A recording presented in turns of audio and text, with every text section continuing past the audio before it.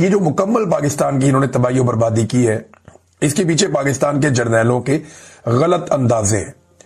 2022 में जब ये रिजीम चेंज ऑपरेशन कर रहे थे तो इन्होंने गलत अंदाजा लगाया कि इमरान खान को घर भेजेंगे, लोग मिठाइयां बांटेंगे, हम इंजॉय करेंगे। इमरान खान की मकबूलियत का इन्होंने गलत अंदाजा लगाया। इन्होंने कहा जी 93% हम मकबूल हैं, 7% इमरान खान है, तो बाकी दही लेने आए हुए थे। ऐसा तो नहीं होता ना। मैंने उस वक्त भी समझाया था कि ये वाइस वर्सा हो जाएगा। वो लोग आज भी जिंदा है और मेरी बात सुन रहे होंगे और उन्हें मेरी बात याद भी आ रही होगी जब मैंने उन्हें यह कहा था कि यह पंगा नहीं करना आपने, बल्कि सामने बिठाकर समझाया था, 6 घंटे समझाया था कि ये मत करना। उल्टा मुझे समझा रहे थे कि नहीं हमारे साथ मिल जाए, बड़ा फायदा होगा, मुनाफा होगा, ये होगा, वो होगा। मुल्क से आगे तो कोई भी चीज नहीं होती ना। तो अब ये नाजरीन जो एक खौफ फैलाने का एस्टीमेट DGISPR की प्रेस कॉन्फ्रेंस के साथ जोड़ा गया था कि DGISPR आएंगे, आकर बहुत जोर से बोलेंगे, ऊंची ऊंची चिल्लाएंगे, मुतनादे अल्फाज बोलेंगे, खुलकर सियासत करेंगे और उसके बाद लोग डर जाएंगे, वो नहीं हुआ। आज मंगल का दिन था, इमरान खान साहब की बहनों ने इमरान खान साहब से मिलना था और यह तासुर बनाया जा रहा था कि जो आएगा मारेंगे, खाल उतार देंगे, चमड़ी उधेड़ देंगे, जबान खींच लेंगे, रगड़ के रख देंगे। ये फैसल वाडे और ये तलाल चौधरी टाइप के लोग जो है ना, ये धड़ाधड़ इस तरह के स्टेटमेंट दे रहे थे। उल्टा फैसल वाडा साहब ने अपना नाम ही बदलवा दिया। वो PTI वाले उन्हें टॉमी कह के बुलाते हैं। अब कितनी जाती है, लेकिन फैसल वाडा को आप PTI वाले टॉमी कह के बुलाते हैं। फैसल वाडा ने ये खेल शुरू किया था, उन्होंने उठा के उन्हीं पे डाल दिया। बल्कि फैसल वाडा के हवाले से नए नारे भी बन गए हैं, आगे चल के बताता हूं मैं आपको। इमरान खान साहब की बहनें पहुंची अडयाला जेल में, तो टाउटों ने यह दावा किया था कि पहले नाके पे रोक लिया जाएगा, बिल्कुल किसी को आगे नहीं जाने दिया जाएगा। लेकिन फिर हमने देखा कि पहला नाका क्रॉस हुआ, दूसरा भी क्रॉस हुआ और जहां पे ये हमेशा पहुंचते हैं वहां पे पहुंच गए।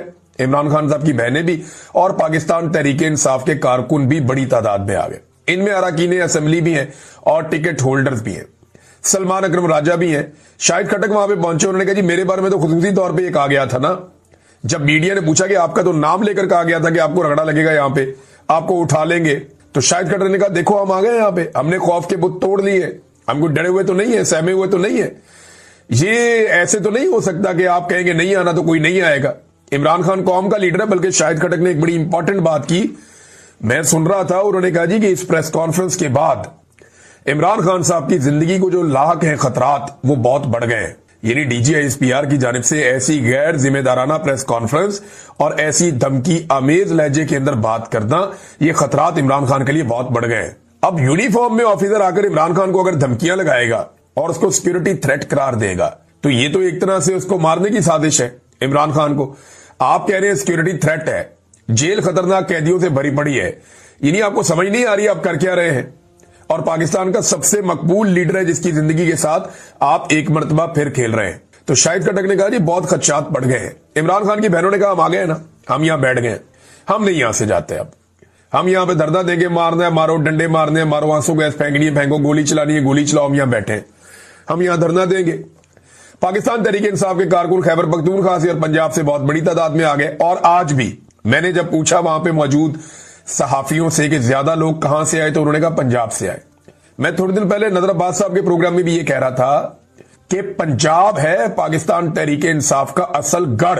एस्टेब्लिशमेंट ने वहां पे 2 नंबरी बहुत बड़ी कर दी है। हालांकि ज्यादा ताकत खैबर पख्तूनख्वा से भी ज्यादा ताकत इमरान खान के लोगों की पंजाब में, लेकिन पंजाब को बहुत जबरदस्ती छीना गया क्योंकि एस्टेब्लिशमेंट ये रिस्क ही नहीं ले सकती कि पंजाब को PTI के पास जाने दिया जाए या उनके हवाले किया जाए, तो उन्होंने वहां कब्जा किया हुआ है। अब मामला यह है कि इमरान खान साहब की बहनें पहुंच गई, उन्होंने बड़ी खुलकर बातचीत भी की है। सारी कोशिश के बावजूद DGISPR की धमकियां, उनके सारे टाउट्स मिलकर भी अब बयानिए की लड़ाई हार गए। और इसकी सबसे बड़ी जो वजह है ना बयानिए की लड़ाई इनके हार जाने की, एक ओवरसीज पाकिस्तानी और दूसरा पाकिस्तान का डिजिटल मीडिया जो आज के दिन तक, इस घड़ी तक इमरान खान साहब के साथ खड़ा। डिजिटल मीडिया या सोशल मीडिया और ओवरसीज पाकिस्तानी, ये इमरान खान के साथ खड़े हैं ना, तो एस्टेब्लिशमेंट इमरान खान को शिकस्त नहीं दे सकती। क्योंकि पाकिस्तान में तो पाकिस्तानी साबित कर चुके हैं कि वो इमरान खान के अलावा किसी और लीडर की फिलहाल शक्ल पसंद नहीं कर रहे। अब इमरान खान साहब की बहनों ने क्या कहा, देखिए वहां उनसे बड़े सख्त सवालात भी हुए, सवालात वाले लोग आते हैं, उन्होंने फिर सवालात भी करने होते हैं। तो आसिम मुनीर साहब के बारे में सवाल किया कि जी इमरान खान उन पर तनकीद करते हैं, आपने उनके बारे में ट्वीट करवाया, जो इमरान खान ने बताया आपने बाहर आकर बता दिया। तो उस्मा खानम जो है इमरान खान साहब की बहन, जिन्हें पिछली मरतबा मुलाकात के लिए भेजा गया था 2 तारीख को। उन्होंने कहा जी आसिम मुनीर सरकारी मुलाजिम है, हमारे टैक्स के पैसों पर चलता है, इस पर बात करना सियासी नहीं है। इमरान खान जो पैगाम देता है हम देते हैं। ये उज़मा खानम ने कहा कि जी इमरान खान हमें जो कहता है हम कह देते हैं। ये कौन सा सियासी आदमी है, सरकारी मुलाजिम है, हमारे टैक्स के पैसे पे चलता है, तो इसके ऊपर तनकीद करने का क्या मसला है। इमरान खान हमें जो कहता है हम बाहर आकर कह देते हैं। और फिर उसके बाद अलीमा खानम ने कहा कि आलमी तंजीमें भी इमरान खान की कैद तन्हाई जो एक तरह का तशद्दुद है उसके खिलाफ आवाज उठा रही है। पूरी दुनिया में ये आवाज उठ रही है और फर्दे वाहिद पर गुफ्तगू करना कोई नेशनल सिक्योरिटी का मामला नहीं होता। इमरान खान की बहन नौरीन खानम भी वहां पे मौजूद थी, जिनपे कुछ अर्सा पहले तशद्दुद भी किया गया 2 हफ्ते पहले। और उन्होंने कहा जी ज़हनी मरीज तो ये सारे लोग हैं। और ये जो प्रेस कॉन्फ्रेंस हुई है DGISPR की, मुझे तो बड़ी खुशी है। इसके बाद सब लोग जाग गए हैं, जो लोग नहीं जाग रहे थे वो भी जाग गए हैं। ज़हनी मरीज तो ये खुद है। आप पागल खाने में जाते हैं तो आप देखते हैं ना कि जो पागल है वहां पे वो आने वालों को कहते हैं कि पागल आ गए, पागल आ गए। तो ये इस तरह पागल कह रहे हैं या ज़हनी मरीज कह रहे हैं, ये खुद पागल है, ये खुद ज़हनी मरीज है। और इनका वो हाल है कि पागलों वाला हाल है। और साथ में उन्होंने कहा जी इमरान खान अल्हम्दुलिल्लाह दुनिया की दुआएं इमरान खान के साथ हैं। अभी एक खातून का मुझे फोन आया था, वो बता रही थी कि हम सजदे में खाना काबा में इमरान खान के लिए दुआएं मांग रहे हैं और यहां हम इमरान खान के लिए दुआएं करते हैं। मैं 2023 में नादरीन उम्रे पे गया था। इस मरतबा मैं हज पर गया। 2025 में मैं हज पर गया और 2023 में मैंने उम्रा किया था रमजान मुबारक में।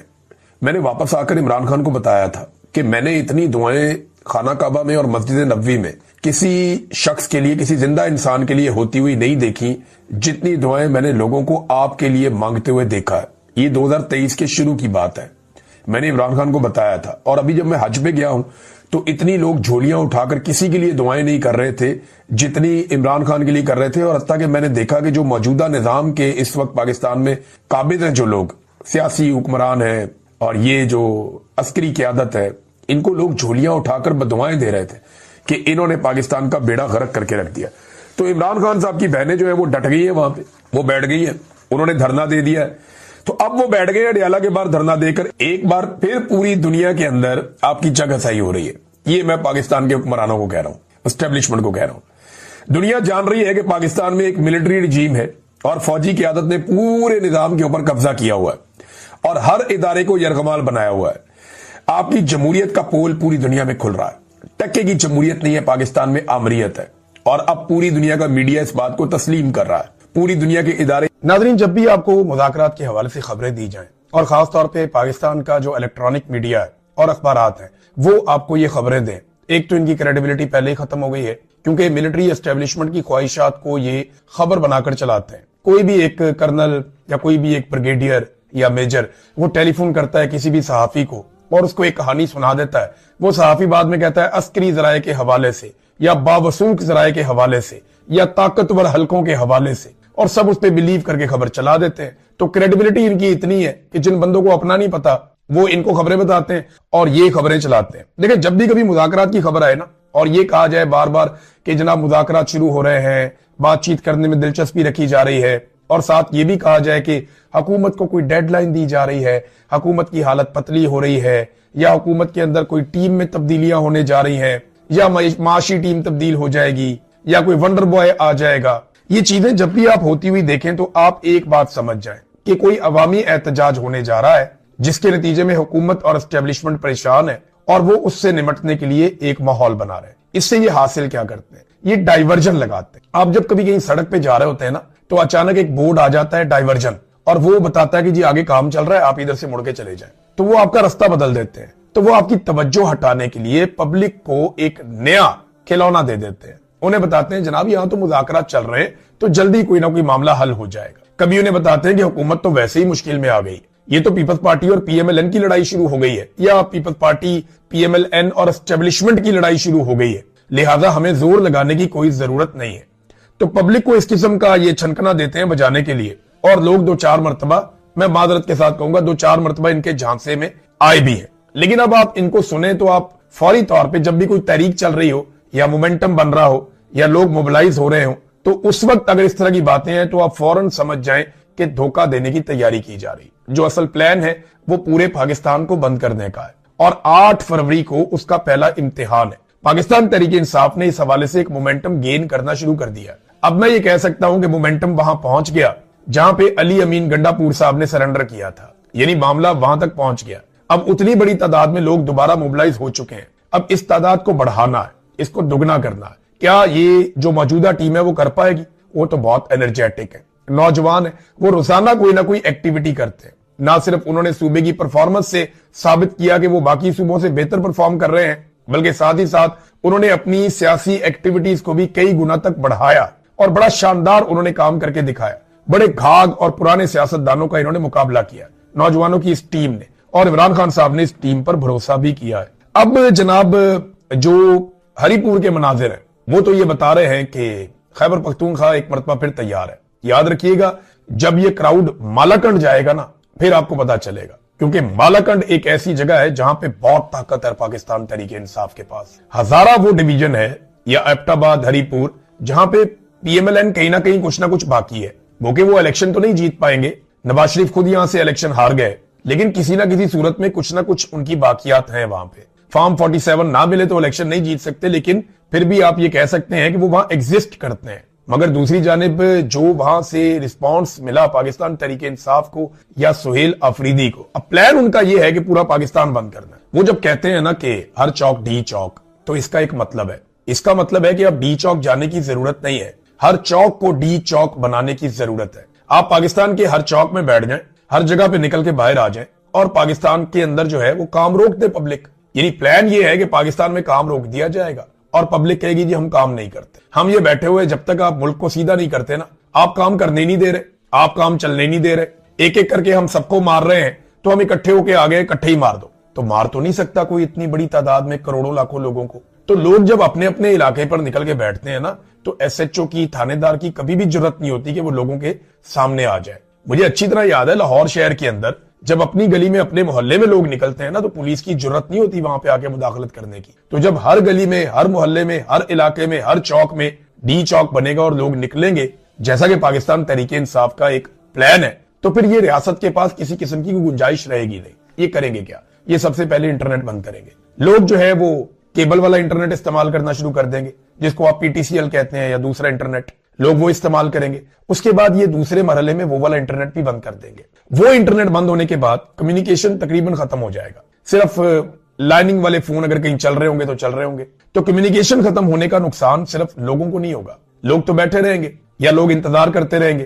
तो क्योंकि कोई मारधार तो पाकिस्तान में हो नहीं रही, लोग पुरअमन एहतजाज कर रहे हैं। अगर लोग घर भी चले जाते हैं, कम्युनिकेशन खुलती है, फिर बाहर आके बैठ जाएंगे। तो इनके पास इसका हल ही कोई नहीं, पुरअमन एहतजाज से बड़ा बदला ही कोई नहीं कि आप पाकिस्तान को बंद करें। अगर ये पूरे पाकिस्तान में मुकम्मल तौर पे इंटरनेट बंद कर देते हैं, तो पाकिस्तान की तमाम एटीएम मशीनें, तमाम पाकिस्तान के बैंक, तमाम पाकिस्तान के अंदर जितने भी लोग पूरी दुनिया के साथ कनेक्टेड है, वो कनेक्टिविटी खत्म हो जाएगी। सिक्योर लाइनें एक दो है जो गवर्नमेंट और एस्टेब्लिशमेंट के पास है, उनके जरिए से वो राब्ते में तो रह सकते हैं बैनुल अक़वामी तौर पे, लेकिन पाकिस्तान के मीडिया के पास भी इंटरनेट नहीं होगा, पाकिस्तान के सोशल मीडिया के पास भी इंटरनेट नहीं होगा, और एक अजीबोगरीब सूरत पाकिस्तान में पैदा हो जाएगी। इस सूरत को कोई भी हुकूमत 4-5 दिन से लंबा नहीं खींच सकती। अभी ईरान ने कुछ अरसा खींचा, लेकिन साथ ही उन्हें वो खोलना पड़ गया। जैसे ही उन्होंने मुजाहरों पे कंट्रोल किया, उन्हें खोलना पड़ गया। लेकिन ईरान में पुरतशद्दुद मुजाहरे हो रहे थे और बाहर से स्पॉन्सर्ड थे। पाकिस्तान में तो लोग काफी अरसे से कोशिश कर रहे हैं कि इस रजीम से जान छूटे। तो ये है वो प्लान कि हर चौक डी चौक। तो जबरदस्त किस्म का रिस्पॉन्स मिला है पाकिस्तान तहरीक इंसाफ को, खास तौर पे हजारा में, एबटाबाद में, हरिपुर में। और लोगों की अगर आप तस्वीर देखें या मनाजिर देखें तो आपको आइडिया हो जाता है कि तहरीक इंसाफ किस तरफ जा रही है और मोमेंटम किस तरह बन रहा है। दूसरा नाजरीन, जो वोटर की उम्र को लेकर कमरुज़्ज़मान कायरा साहब का भी एक बयान आ गया, यानी पीएमएलएन और उनके साथी और उनके रिपोर्टर्स वो ये तो बात कर रहे हैं, बार बार कर रहे हैं, और ये तजवीज बाकायदा ज़ेरे गौर है कि वोटर्स की जो उम्र की हद है उसको बढ़ा दिया जाए, 18 साल से बढ़ा के उन्हें कर दिया जाए 25 साल। देखिए, इस हिसाब से एक अजीबोगरीब काम हो जाएगा। बहुत सारे वोटर ऐसे होंगे जिन्होंने 2024 में वोट डाला, लेकिन अगले इलेक्शन में वो वोट नहीं डाल पाएंगे। फर्ज करें इलेक्शन आ जाता है 27 में, 28 में या 29 में, जब भी आता है, वो जब भी अगला इलेक्शन आएगा वो वोट नहीं डाल पाएंगे। जिन्होंने 2024 में वोट डाला, वो 2026, 27, 28, 29 जब भी इलेक्शन होगा उसमें वोट डालने के अहल नहीं रहेंगे। और ये लाखों की तादाद में नौजवान होंगे जो 18 साल 19 साल के थे, उन्होंने वोट डाल दिया था, लेकिन अब वो 22-23 साल के होने के बावजूद वोट नहीं डाल सकते। क्योंकि ये 25 साल तक लेकर जाना चाह रहे हैं। पीपल्स पार्टी भी इसकी हमायत में आ गई। कमरुज़्ज़मान कायरा साहब ने कहा जी 18 साल के नौजवान के सियासी शऊर पे उन्होंने सवाल उठाया कि ये तो मंशूर तक नहीं पढ़ते, तो ये कैसे फैसला करते हैं, हम भी इस उम्र से गुजरे हैं। तो कमरुज़्ज़मान कायरा साहब, मैं आपको 2 चैलेंजेस करता हूं। नंबर 1, बिलावल जरदारी की उम्र कितनी थी जब उसको एक पर्ची के ऊपर आपने अपनी पार्टी का चेयरमैन बना लिया था? बताएं ना जरा। आपने तो पूरी की पूरी एक पॉलिटिकल पार्टी एक कम उम्र नौजवान के हाथ में थमा दी थी। उसकी उम्र तो 25 साल नहीं थी। आपने पूरी पार्टी उसको दे दी थी एक ऐसी पर्ची के ऊपर जिसकी कोई क्रेडिबिलिटी भी नहीं है। और आप कह रहे हैं कि आपका नौजवान सियाना है और कौम के नौजवान जो है वो गुमराह है, उनको कुछ नहीं पता। मैं चैलेंज करता हूं कि बहुत सारे एमएनएस और एमपीएस के उम्मीदवार भी अपनी अपनी पार्टियों के मंशूर के बारे में कुछ नहीं जानते, उन्हें पता ही नहीं है। और बहुत सारे पाकिस्तान में ऐसे लोग हैं जो एक जमात भी नहीं पढ़े हुए, जो कभी स्कूल में नहीं गए, तो वो तो मंशूर पढ़ ही नहीं सकते। तो क्या ऐसे लाखों करोड़ों लोग जो हैं उनके वोट खत्म कर दिए जाएं क्योंकि ये मंशूर नहीं पढ़ सकते, चाहे उनकी उम्र 40 साल या 50 साल हो? तो ये जो बूमर्स है ना, जितने भी ये नौजवानों से जान छुड़ाना चाहते हैं, ये मैदान से भागने वाली बात है। जब मुकाबला ना करो तो मैदान से ही भाग जाओ। यानी जिसका मुकाबला आप नहीं कर सक रहे, आप कहिए इसके साथ खेलना ही नहीं हमने, इसको वैसे ही मैदान से बाहर निकाल दो। तो क्योंकि ये नौजवानों का मुकाबला नहीं कर पा रहे, उनके सवालों के जवाब नहीं दे पा रहे और उनके शऊर को फेस नहीं कर पा रहे, लिहाजा तरीकेकार ये निकाला है कि इनको ही बाहर निकाल दो, हम इनके बगैर मैच खेलेंगे। ये नौजवान आपको मैच खेलने ही नहीं देंगे, ये आपकी वोट दुर्गत बनाएंगे कि आपको लग पता जाएगा। अपने घर में झांकिए, 18 साल, 16 साल, 17 साल, 19 साल के बच्चों से बात कीजिए, वो आपको बताएंगे कि सियासी शऊर क्या होता है। यहां बरतानिया में ये नया कानून लेकर आ रहे हैं, रिफॉर्म्स लेकर आ रहे हैं कि हम 18 साल से वोटर की उम्र 16 साल करने जा रहे हैं, क्योंकि नौजवानों में बहुत शऊर है। हम चाहते हैं कि नौजवान वोट डालें और वो हुकूमत बनाने में अपना रोल प्ले करे, क्योंकि इनके अंदर बड़ी एनर्जी है। अब पाकिस्तान में इसी एनर्जी को नेगेटिव साइड पे लेकर जा रहे हैं, तो एक के बाद एक ये डाइवर्जन लगाते हैं, लेकिन कोई चीज काम नहीं आ रही। कोट लखपत जेल से अचकजई साहब के लिए एक पैगाम भी आया, वो भी मैं आपके सामने रख देता हूं। और ये पैगाम जो है वो शाह महमूद कुरैशी साहब ने, डॉक्टर यास्मीन राशिद साहिबा ने, सेनेटर एजाज अहमद साहब ने और उमर सरफराज चीमा साहब ने और मियां महमूद रशीद साहब ने ये कोट लखपत जेल से एक पैगाम भेजा है। इन्होंने खत लिखा और कहा जी हम दिली मुबारकबाद देते हैं आपको, अचकजई साहब को, और हम तवक्को करते हैं कि अपनी फहमो फरासत को इस्तेमाल में लाते हुए चेयरमैन पाकिस्तान तहरीके इंसाफ इमरान खान साहब की रहनुमाई में जमहूरियत और आइन की असल शक्ल में बहाली, कानून की हुक्मरानी, अदलिया की बालादस्ती, अवाम और सियासी कारकुनों के बुनियादी हकूक की हिफाजत का फरीजा आप सरंजाम देंगे। गुज़िश्ता 4 साल से मुल्क जिस दलदल और माशी बदहाली में घिरा हुआ है, इससे निकालने के लिए वसी तर मुशावरत करेंगे। मुशावरत बहुत बड़े पैमाने पर करनी चाहिए अचकजई साहब को, कोशिश करनी चाहिए कि उनकी अडियाला जेल में भी मुलाकात हो, कोट लखपत जेल के अंदर जो लोग कैद हैं उनसे भी मुलाकात हो और तमाम लोगों से वो मुलाकातें करें। तहरीके तहफ़्फ़ुज़ पाकिस्तान के प्लेटफॉर्म से अपोजिशन लीडर के तौर पे, अगर हुकूमती जमातों से भी मिलना पड़ता है, बात करनी पड़ती है, अगर उनकी नवाज शरीफ से भी मुलाकात हो जाती है तो बुरी बात नहीं है। यानी बात तो इसी पे होनी है ना कि एस्टेब्लिशमेंट को वापस भेजो, पाकिस्तान में मैंडेट का एहतराम करो, चीजों को वापस ठीक कर लेते हैं। आपने बहुत सियासी इंतकाम ले लिया, अब पाकिस्तान को आगे बढ़ने दें, वरना पाकिस्तान तो आगे नहीं बढ़ रहा, 1 इंच भी नहीं बढ़ रहा। तो ये इन्होंने एक लेटर लिखा महमूद खान अचकजई साहब को और उनसे उम्मीदें वाबस्ता की हैं इन सब लोगों ने। नाजरीन, एक और चीज हो रही है पंजाब में, खास तौर पे ये बसंत करवाना चाह रहे हैं। मैंने आपको पहले भी बताया था कि जनाब गुड्डी शुड्डी उड़ाएंगे, बसंत करेंगे। बड़े लंबे अरसे से इस त्योहार के ऊपर पाबंदी है। वजह यह थी कि जब हम लोग छोटे होते थे और पतंगबाजी करते थे ना, तो बड़ी कच्ची डोर होती थी। यानी मैं क्योंकि वहां पे सारी जिंदगी हम पल के बड़े हुए लाहौर में, तो हम जब ये पतंगबाजी करते थे ना तो अक्सर डोर टूट जाती थी। जरा सी पतंग वजनी होती थी, हवा तेज चलती थी, डोर टूट जाती थी, कच्ची डोर होती थी और बड़ा मजा आता था। उस वक्त किसी का गला नहीं कटता था। जैसे ही किसी के सामने डोर आती थी वो हाथ ऐसे मारते थे, डोर टूट जाती थी। हमें अपनी पतंग को टूटने से बचाने के लिए काफी डोर छोड़नी पड़ती थी। इसको पंजाबी की जबान में वो दमियां लगाना कहते थे। तो अक्सर गुड़ियां टूट जाती थी, लेकिन फिर आहिस्ता आहिस्ता चाइना से धागे आना शुरू हुए, कुछ इंडिया से धागे आना शुरू हुए और इतने मजबूत धागे आ गए कि आप उनके साथ ईंट बांध के घसीट लें, 2 ईंटें बांध के घसीट लें, फिर पतंगे टूटना बंद हो गई।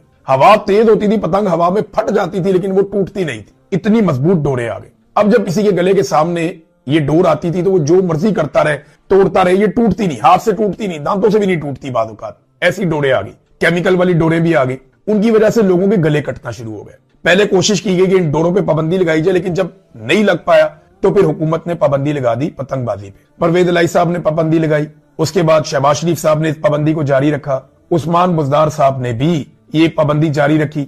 अब मरियम नवाज साहिबा को एक कहीं से ख्वाहिश का इजहार किया गया है। आपको पता है किसकी ख्वाहिश मानती है वो? तो ख्वाहिश ये आई है कि जनाब बसंत मनाई जाएगी और इसके पीछे आइडिया ये है कि नौजवानों की डाइवर्जन लगाई जाए, नौजवानों की तवज्जो एक फेस्टिवल की तरफ की जाए, एक त्योहार मनाया जाए और उस तरफ नौजवानों की तवज्जो कर दें, ताकि एक बसंत का फेस्टिवल आए, सारे कहें जी कमाल कर दिया इन्होंने और फेस्टिविटी में चले जाएं। तो ये जो दिन होंगे एहतजाज के जिसमें मोमेंटम बन रहा होगा, उसमें हम बसंत करके तो तवज्जो लोगों की इस तरफ कर देंगे और एक त्योहार पूरी दुनिया को दिखाएंगे कि देखें जी पंजाब में कितना कमाल काम हो रहा है। अब ये तो है इनकी ख्वाहिश। अदालत के अंदर इन्होंने 27 किस्म की इन्होंने नुकात बताए अदालत में कि ये बड़ा सिक्योरिटी प्लान है, हम बहुत सारे रिक्शे लाएंगे, हम बहुत सारा जो है वो लोगों को तारे प्रोवाइड करेंगे, सिक्योरिटी करेंगे, पाबंदियां लगाएंगे, हम गला नहीं कटने देंगे। ये इनका दावा है, अल्लाह करे ऐसा ही हो। लेकिन अगर बसंत हो जाती है तो इन्हें पूरे पंजाब की पुलिस को लाहौर में और जो बसंत का इलाका है वहां पे लाना पड़ेगा और इस बात का इन्हें ध्यान रखना पड़ेगा कि कोई इमरान खान के नाम वाली,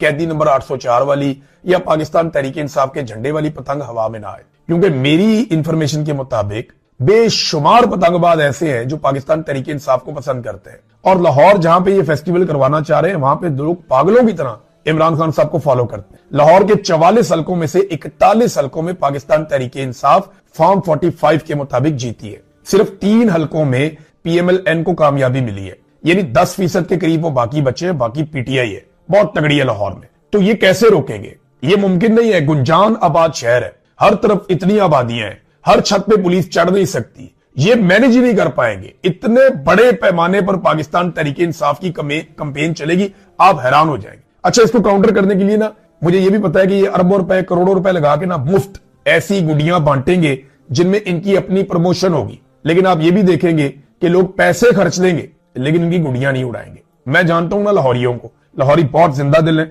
इनका बड़ा तमाशा लगने वाला है, आप ये देखते जाइए। नाजरीन, पंजाब में हालात ये है कि पंजाब हुकूमत ने अस्पतालों में मरीजों के हवाले से एक सर्वे किया और अपना ही पोल खोल दिया अपने सर्वे में। यहां पे जो मरीज हैं उन्होंने शिकायतों के अंबार लगा दिए। उन्होंने कहा जी हमें मुफ्त अद्वियात नहीं मिलती, तिब्बी अमला जो है वो हमारे साथ बहुत बुरा सलूक करता है, सहूलियात का अस्पतालों में फुकदान है, बेड मिल नहीं रहे, अस्पतालों में दाखिल नहीं किया जा रहा और रिश्वत की शिकायत भी सामने आई है। ये इनकी इस वक्त तक की सूरत हाल है। एक और नाज़रीन खबर मैं आपको देता हूं, ये इंपॉर्टेंट है। ईमान मजारी और हादी अली चट्ठा, इनको गिरफ्तार करने के लिए अदालत बार बार वारंट जारी कर रही है। पकड़ो इनको, गिरफ्तार करो इनको। ऑर्डर बहुत ऊपर से आया हुआ है ना, क्योंकि DG ISPR ने बाकायदा एक प्रेस कॉन्फ्रेंस में इनके बारे में अपने अजाइम बताए थे और इनके बारे में पहले से ही उन्होंने एक फैसला सुना दिया था। अब ये दोनों जो ह्यूमन राइट एक्टिविस्ट हैं, दोनों जो मुअज़्ज़िज़ वकील हैं, ये जाते हैं इस्लामाबाद हाई कोर्ट में और वहां जाके ये दरखास्त करते हैं कि जनाब हमारी दरखास्त सुनी जाए और हंगामी बुनियाद पे ये कहते हैं कि हमें सुना जाए, हमारे साथ ज्यादती हो रही है और हमें गिरफ्तार करने की एक कोशिश हो रही है। तो ये दरखास्त लगी नहीं रही, ये हंगामी दरखास्त है, जिस दिन आती है उसी दिन लगती है। जुम्मे को भी नहीं लगी, हफ्ते को भी नहीं लगी और अब पता चल रहा है कि पीर वाले दिन के लिए जो रोस्टर बना है उसमें भी नहीं है। यहां से आप अंदाजा कीजिए कि अदालतों को कैसा कंट्रोल कर दिया गया है। यानी एस्टेब्लिशमेंट ये फैसला करती है कि किसकी दरखास्त इस्लामाबाद हाई कोर्ट में लगनी है और किसकी नहीं लगनी। मैं अपने सोर्स से बात कर रहा था इमरान खान के केस के बारे में, तो मैंने उनसे पूछा था कि ये जो ऑडियो तैयार हो रही है इमरान खान के बारे में, या हुई है या हो रही है, जो काम आप कर रहे हैं या जो काम वो लोग कर रहे हैं, ये ऑडियो आप कहीं कोर्ट में भी पेश की जाएगी? उन्होंने कहा जरूरत ही नहीं है, इमरान खान को कोर्ट में पेश करने की कोई चीज जरूरत ही नहीं है। इमरान खान को जेल में रखने के लिए अदालत को कुछ देने की जरूरत नहीं है, सिर्फ अदालत को हुक्म देने की जरूरत है। अदालत वही करेगी जो उन्हें कहा जाएगा। ये तो सिर्फ पब्लिक परसेप्शन के लिए ऑडियो जो है वो उसके ऊपर काम हो रहा है और वो ऑडियो अब कुछ लोगों को सुनवाई जाएगी या सुनवाई जा चुकी होगी, अभी कुछ दिनों में आपको कंफर्मेशन आ जाएगी। अच्छा, इंजीनियर मोहम्मद अली मिर्जा ने एक बड़ा अजीब काम किया। जब जीशान ने इंजीनियर को कहा कि मैंने आपकी रिकॉर्डिंग कर ली, जो आप लोगों ने मुझे सवालात फीड करने की कोशिश की इमरान खान के बुग़्ज़ में उसके खिलाफ, यानी आप लोगों ने इमरान खान के खिलाफ मजहबी नौइयत के घटिया सवाल मुझे फीड करने की कोशिश की, मैंने आपकी वो कॉल रिकॉर्ड कर ली। तो इंजीनियर साहब ने कहा आपकी तरबियत ही गलत हुई है, माँ बाप तक पहुंच गए, ये कहा आपको ये करना ही नहीं चाहिए, ये इखलाक से गिरी हुई हरकत है, आपको इसकी इजाजत नहीं है। ये बातें करते रहे। लेकिन वही इंजीनियर एक और बयान में क्या कहता है? एक और बयान में कहता है कि इमरान खान साहब की वो ऑडियोज आ गई ना तो पता चल जाएगा कितना डट के खड़ा है। यहां नहीं कह रहा कि गैर इखलाकी काम है, यहां नहीं कह रहा कि एस्टेब्लिशमेंट के मां बाप ने उनकी गलत तरबियत की है इन जर्नैलों की जो कॉलें रिकॉर्ड कर रहे हैं जेल के अंदर, वहां नहीं कह रहा। अंदाजा करें, जब अपनी कॉल रिकॉर्ड हो गई तो मेयार कुछ और बना लिया, जब कॉल रिकॉर्ड हो गई, इमरान खान की बातचीत रिकॉर्ड हो गई, वहां पे मेयार कुछ और बना लिया। वहां क्या इमरान खान से पूछ के रिकॉर्ड कर रहे हैं? ऐसा तो नहीं है। और खुद की है 2 नंबरी। इमरान खान तो करता है ना बातें, और ये नजम सेठी कह रहे जी वो तो डट के खड़ा है, पीछे नहीं हट रहा। और नजम सेठी ने यह भी बताया, नजम सेठी किसका आदमी है, किनके साथ उनके ताल्लुकात है, सब जानते हैं। तो नजम सेठी साहब ने क्या बताया? उन्होंने बताया कि जो अमेरिका से लोग आए थे वो भी इमरान खान को मिलवाए गए। 2.5 घंटे इमरान खान के जाके लोग मिलते गए हैं और इमरान खान इनकार करते रह गए, मैं कोई डील नहीं करता भाई इनसे। इंजीनियर साहब ऐसा बता रहे हैं जैसे कि बहुत फ्रस्ट्रेशन है, और इमरान खान तो कह रहे हैं जी डील करो डील करो। ये कोई और पिक्चर दे रहे हैं, वो कोई और पिक्चर दे रहे हैं, और दोनों एक ही तरफ से आए हुए हैं। अजीब कंफ्यूजन पैदा की हुई है। इंजीनियर साहब जो है ना वो विकेट के दोनों तरफ खेलना चाह रहे थे, लेकिन बहुत बुरी तरह क्लीन बोल्ड हुए हैं और अपनी क्रेडिबिलिटी भी उन्होंने वार ली है। एक दिन एक बात करते हैं, दूसरे दिन दूसरी बात करते हैं, तीसरे दिन तीसरी बात करते हैं। जो आदमी अपनी जुबान पे खड़ा ना रह पाए उसकी क्या क्रेडिबिलिटी है? यानी सियासत में आके ना अपना बेड़े ही गर्क कर दिया। बहरहाल चले, मर्जी है उनकी, जो मर्जी करे अपने साथ। डोनाल्ड ट्रंप ने ग्रीनलैंड पे कब्जा करने का हतमी फैसला कर लिया। वहां भी बड़ी बादनियात है, कभी डिटेल में बताऊंगा कि ग्रीनलैंड में क्या क्या है और किसको क्या चाहिए। लेकिन अपने अहम तरीन जो नेटो के इत्तेहादी हैं जिन्होंने इसकी मुखालफत की है, ट्रंप ने उनके ऊपर जून से 10% इजाफी टैरिफ आयद कर दिया। नेटो के इत्तेहादी हैं कौन कौन? फ्रांस, बर्तानिया, Germany, Denmark, Norway, Sweden, Netherland, Finland और भी ममालिक हैं। इनके ऊपर जनाब उन्होंने 1 जून से 25% तक इनका टैरिफ हो जाएगा, 10% मजीद लगा दिया इनके ऊपर। तो अब ना दुनिया थोड़ी सी चेंज हो रही है। यूरोप अमेरिका के ऊपर बहुत इन्हिसार करता था, लेकिन डोनाल्ड ट्रंप ने बहुत सारी चीजों को आने के बाद बदल दिया है। अब यूरोप ये भी सोचना शुरू हो गया कि उधर चाइना बहुत बड़ी ताकत है, रशिया उसके साथ अच्छे ताल्लुकात बना रहा है। हम अमेरिका के टोकरी में अपने सारे अंडे डाल के बैठे हुए हैं, और अमेरिकन जो है वो अब हमें कुछ बातों पे अमेरिकन प्रेसिडेंट आंखें दिखा रहे हैं। अब क्या ये अमेरिकन एस्टेब्लिशमेंट की भी पॉलिसी है? देखिए बहुत सारे सवालात यहां पे जन्म ले रहे हैं। बड़ी इंटरेस्टिंग सिचुएशन आ गई, और डोनाल्ड ट्रंप को अब जो भी चीज नजर आती है ना, वो सिर्फ अमेरिकी मफाद देखते हैं। वो नहीं देखते कि ये जनाब मफाद किसी और मुल्क का है, कोई इत्तेहादी मुल्क है, कोई दोस्त मुल्क है। वो ये नहीं देखते। वो ये देखते हैं जनाब कि अगर फायदा अमेरिका का हो रहा है ना किसी चीज में, तो उसके लिए डोनाल्ड ट्रंप किसी भी लेवल तक जाते हैं। अब ये फिलहाल ये चीजें हो रही हैं, इसके ऊपर हम नजर रखेंगे, चीजें आपके साथ शेयर करेंगे। सियासत.pk का नादरीन दफ्तर बिलाखिर बंद हो गया। जुल्म और जबर की एक और दास्तान लिखी गई है, ये हमारे दिल पे लिखी गई है। हम इसे याद रखेंगे और भूलने उनको भी नहीं देंगे जिन्होंने ये दफ्तर हमारा एक और बंद करवा दिया है। और मजीद खबरें अगले वीलॉग में देता हूं। अब तक के लिए इतनी, अपना ख्याल रखिए।